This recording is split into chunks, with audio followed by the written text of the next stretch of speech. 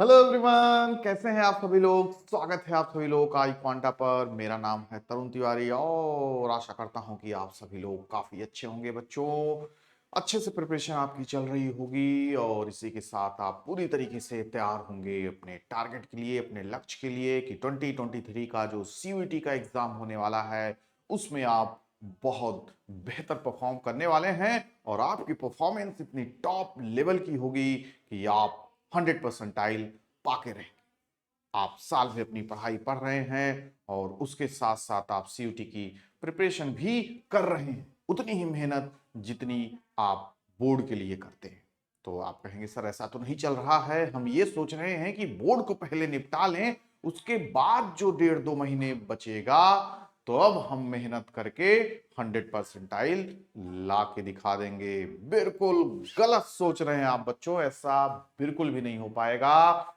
Extraordinary की बात मैं नहीं कर रहा हूं। कुछ बच्चे तो हैं भाई, चलो ठीक है, आपके बीच में से ही होंगे जो पूरी तरीके से दावा करेंगे कि 1.5 महीना मेरे लिए काफी है और मैं ऐसा करके दिखा दूंगा, तो उनको निकाल दो 1-2%। बाकी मैं 98-99% बच्चों की बात कर रहा हूं। अगर उनमें से मैक्सिमम लोग ये सोचते हैं कि मेरे लिए सफिशियंट होगा 1.5-2 महीने आफ्टर बोर्ड और मैं 100% ला लूंगा, तो गलत बात है। कैसे कैसे गलत बात है? क्यों?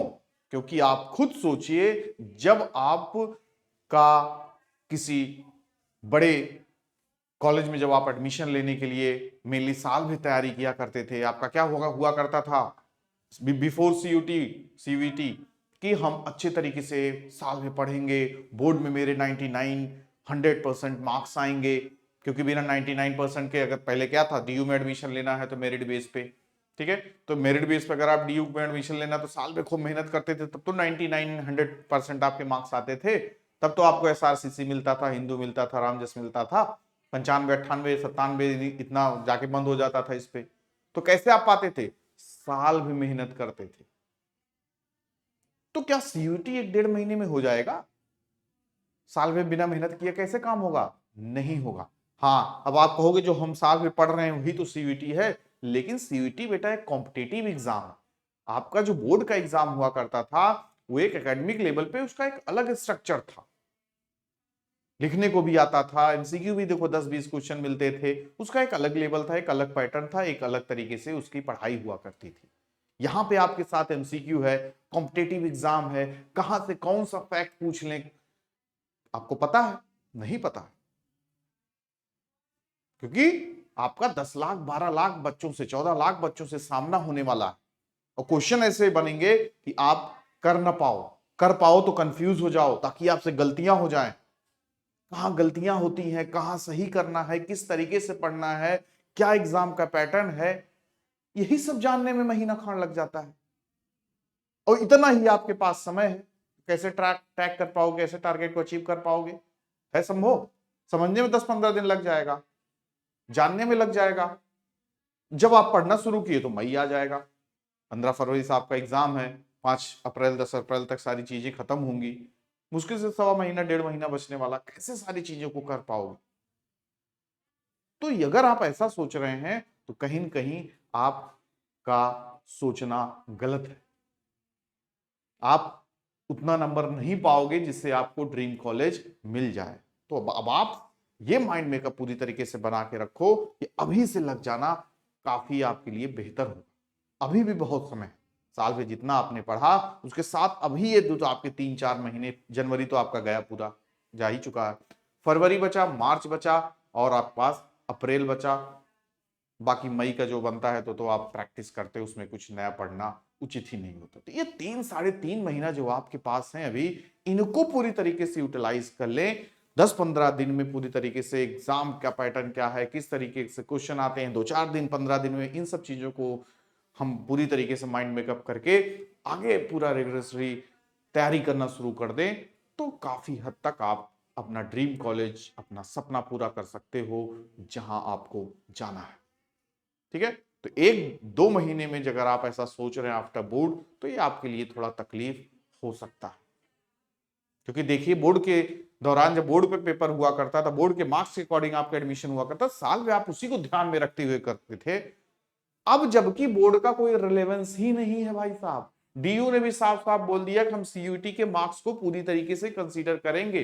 लास्ट टाइम तो हम कर सकते थे, उसमें अगर आपका टाई मार्क हो गया दोनों के सीयूटी मार्क्स और आप दो बच्चों के सेम मार्क्स हो गए सीयूटी में, तो हम क्या करेंगे, बोर्ड का देख लेंगे। अब बोर्ड का भी कुछ नहीं देखा जाएगा, चाहे तुम्हारे 50% हो, चाहे तुम्हारे 90, 99, 98, कोई फर्क नहीं पड़ता, हमें सीयूटी का मार्क्स चाहिए। तो सीयूटी का ही मेन वेटेज रखा गया है, तो उसको हल्के में क्यों लें, ये चीज आपको जानना जरूरी है और अभी से उसको सीरियसली ले लेना भी जरूरी है।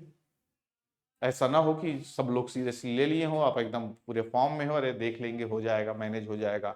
देख ही रहे हो अंत में एडमिशन नहीं होता, कट ऑफ कितनी ज्यादा जाती हैं, 100 परसेंटाइल पे आपकी कट ऑफ आती है एसआरसीसी वगैरह की, कैसे कर लोगे। जीटी मान लो चलो ठीक है, तो पूरा कॉन्फिडेंटली हो गया, पूरा एकदम हम संभाल लेंगे, डोमेन संभाल लेंगे। लैंग्वेज, उसमें भी तो आपको ध्यान देना है, ग्रामर आते हैं, एरर फाइंडिंग आते हैं, पूरा अलग तरीके से है। रट के तो पास हो गए डोमेन वाले में अपने। फिर बचा आपका जीटी सेक्शन, रीजनिंग का क्वेश्चन, जीके, करंट अफेयर, ये सब सारी चीजें कैसे कर लोगे भाई, वो तो पूरा साल भर का पूरा पूछ लेगा आपसे। 1-1.5 महीने में तो पता चला लैंग्वेज और डोमेन को ही देखते रह गए, पता चला जो साल में पढ़े हो सीयूटी का उसी के रिवीजन में 1.5-2 महीने निकल गए भाई साहब। पूरा पूरा जीटी वाला सेक्शन 300 नंबर का था, उसी में लोगों के कम नंबर आए। तो पूरा साल भर का पूरा पढ़ाई होगा जीटी का, जनरल नॉलेज, करंट अफेयर हो गया, सारी चीजें, उसमें 5 सेक्शन है जनरल टेस्ट में भी। और सिर्फ एक के भरोसे भी नहीं रह सकते, एक ही यूनिवर्सिटी को हम टारगेट किए बाकियों को नहीं, तो आपको जीटी भी देना, डोमेन भी देना है, आपका लैंग्वेज भी देना है। तभी टॉप 3 एयू हो गया, डीयू हो गया, बीएचयू हो गया, इन्हीं तीनों का बोलबाला था, इस बार भी रहने वाला है। तो अभी से आप कमर कस लीजिए ताकि आप अच्छे तरीके से एग्जाम में परफॉर्म कर पाए। और वो सारी जरूरतें, वो सारे रिक्वायरमेंट्स, वो सारा फुल पैकेज, किस तरीके से प्रिपरेशन करना है, कितना पढ़ना है, क्या क्या पढ़ना है, क्या नहीं पढ़ना है, आधा तैयारी तो यही हो गया आपका, क्या नहीं पढ़ना है, वो चीज अगर क्लियर हो गई तो फिर आपको कोई रोकेगा ही नहीं। तो iQuanta एक प्लेटफॉर्म जो आपको पूरी तरीके से कंप्लीट पैकेज देगा, किस तरीके से हमें पढ़ना है, स्ट्रक्चर क्या होगा एग्जाम का, किस उस स्ट्रक्चर में कैसे खुद को ढलना है, क्या क्या पढ़ना है, प्रैक्टिस क्वेश्चन, सारी चीजों को एक सिंगल प्लेटफॉर्म पे आपको मिल जाएगा। आप मैनेज कर लेंगे सारी चीजों को और अच्छा परफॉर्म कर जाएंगे, जहां चाहिए आपको एडमिशन मिल जाएगा। फिर आपको ये नहीं पूछना पड़ेगा आफ्टर द एग्जाम रिजल्ट के बाद यहां हो पाएगा या नहीं, यानी इतना नंबर ले आओ, 100 परसेंटाइल लाओ, जहां आंख बंद करके उंगली रख दो वहां एडमिशन पा जाओ। तो क्लासेस को इनरोल कीजिए और साथ में पढ़ाई स्टार्ट कीजिए। यूट्यूब पर तो आपको क्लासेस वगैरह देखिए बैक टू बैक लग ही रही हैं, मिल ही रही हैं, उसके साथ साथ पेड क्लासेस भी आपकी हैं जहां पे आपको क्लासेस होंगी, सीक्रेट ग्रुप में आपकी क्लासेस होंगी, उसके साथ साथ आपको सारे मटेरियल्स मिलेंगे, मॉक मिलेंगे, नंबर ऑफ प्रैक्टिस क्वेश्चंस मिलेंगे, एग्जाम के बेस पे क्वेश्चन मिलेंगे, प्रीवियस ईयर के क्वेश्चंस कराए जाएंगे, बहुत कुछ है। तो लिमिटेड टाइम में ज्यादा से ज्यादा एफर्ट करके मैक्सिमम से मैक्सिमम मार्क्स गेन करना है तो आपको जुड़ना पड़ेगा, एक मेंटर, एक गाइडलाइन की जरूरत पड़ेगी।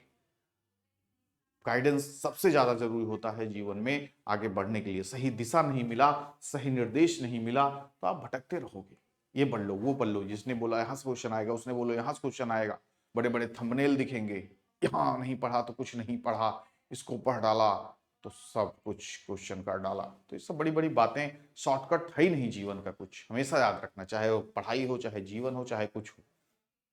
तो हर चीज को अच्छे तरीके से करने के लिए मेहनत करना होगा, घिसना पड़ेगा आपको। तो घिसने के लिए अभी से तैयार हो जाओ, 1-1.5-2 महीने में कुछ ना होने वाला, देख लेना। कुछ एक्स्ट्रा ऑर्डिनरी एग्जाम्पल आपके सामने भी आ जाए, अरे भाई मैं तो 15 दिन में कर दिया था, 99 सब में आ गया, उनकी बात अलग, आप सामान्य व्यक्ति हो, ठीक है ना। तो सामान्य हो, एवरेज अगर आप अपने आप को मानते हो तो अभी से आपको लगना पड़ेगा, ठीक है।